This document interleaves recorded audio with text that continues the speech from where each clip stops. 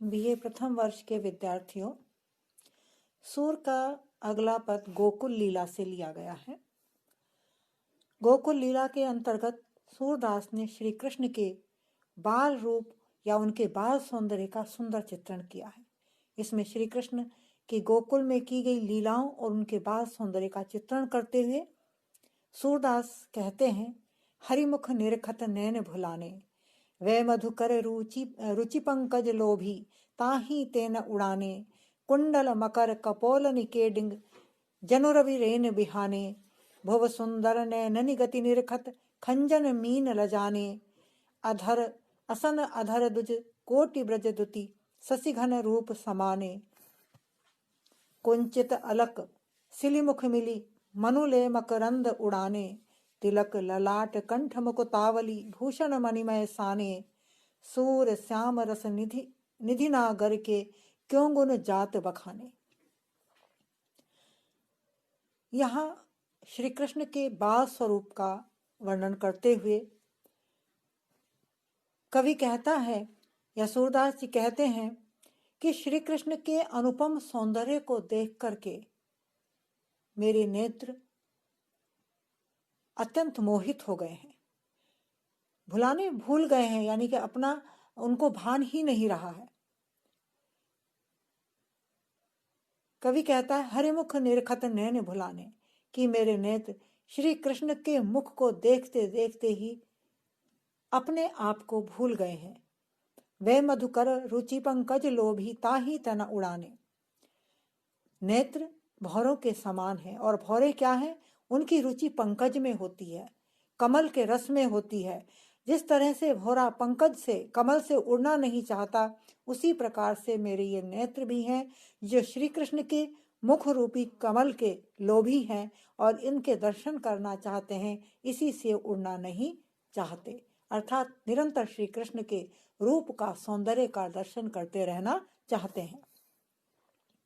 कुंडल मकर कपोल निकेडिंग, जनु रवि रेन बिहाने।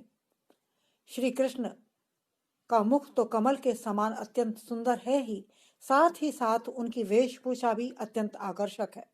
कुंडल मकर कपोल निकेडिंग, उन्होंने अपने कान में मकर की आकृति के कुंडल पहन रखे हैं और उनके वे कुंडल कपोलों के निकट ऐसे प्रतीत होते हैं मानो रात्रि व्यतीत हो जाने पर बाल सूर्य उदित हो गया हो।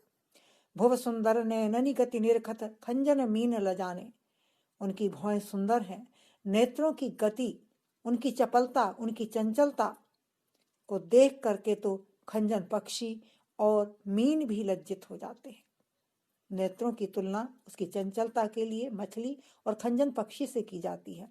यहाँ श्री कृष्ण के नेत्र सुंदर तो है ही, उसके साथ ही साथ उनमें चपलता भी है, चंचलता भी है।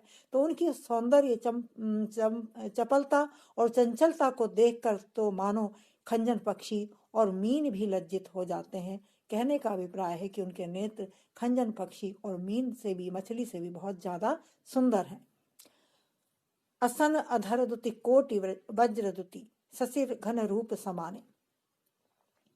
उनके दांत, उनके होठों की जो द्युति है, कांति है, वो करोड़ों बिजलियों की द्युति के समान है। आकाश में जब बिजली चमकती है तो उनके दांतों की कांति भी उस करोड़ों बिजली के समान प्रतीत होती है। शशिघन रूप समाने, और जिस प्रकार से चंद्रमा बादलों के बीच में से प्रकट होकर के दिखाई देता है, ठीक उसी प्रकार श्री कृष्ण का सौंदर्य, उनका मुखमंडल उसी शशि के समान है। कुंचित अलक सिली मुखी मिली, मनु ले मकरंद उड़ाने। और उनकी जो कुंचित अलक है, घुंघराले जो केश है, लटे हैं बालों की, घुंघराली लटे हैं जो बालों की, वो मुखमंडल पर लटकी हुई इस प्रकार प्रतीत हो रही है कि मानो कोई भौरा कमल के पुष्प से मकरंद लेकर के उड़ जाना चाहता हो। भौरा काले रंग का होता है, उनकी लटें भी काले रंग की हैं। चेहरा चंद्रमा के समान सुंदर है, मुखमंडल चंद्रमा के समान या कमल के समान सुंदर है। तो मुखमंडल रूपी कमल से उनकी अलक रूपी भ्रमर मानो मकरंद पराग कण का पान करके वहां से उड़ जाना चाहता है। तिलक ललाट कंठ मुकुतावली, भूषण मणिमय साने। उनका सौंदर्य तो अनुपम है ही, उनके आभूषण भी, उनकी वेशभूषा भी देखते ही बनती है। सूरदास जी कहते हैं तिलक ललाट, एक तो उनका मुखमंडल इतना सुंदर है, उस पर भी उन्होंने अपने ललाट पर, अपने मस्तक पर तिलक लगाया हुआ है। कंठ मुकुतावली, कंठ में मोतियों की माला पहनी हुई है। भूषण मणिमय साने, और जो आभूषण उन्होंने धारण कर रखे हैं वो मणियों से युक्त हैं। सूर श्याम रस निधि नागर के, क्यों गुण जात बखाने। सूरदास कवि वर्णन करते हैं कि भगवान श्री कृष्ण तो रस के निधि हैं, खजाने हैं, उनके गुणों का किस प्रकार बखान किया जा सकता है। यहाँ पर सूरदास ने श्री कृष्ण के सौंदर्य और उस सौंदर्य से प्राप्त होने वाले रस का सुंदर चित्रण किया है। श्री कृष्ण को उन्होंने यहाँ रस निधि नागर कहा है, अर्थात आनंद का खजाना कहा है, जिसके दर्शन मात्र से ही भक्त का या दर्शक का, देखने वाले का हृदय आनंद और प्रेम से परिपूर्ण हो जाता है।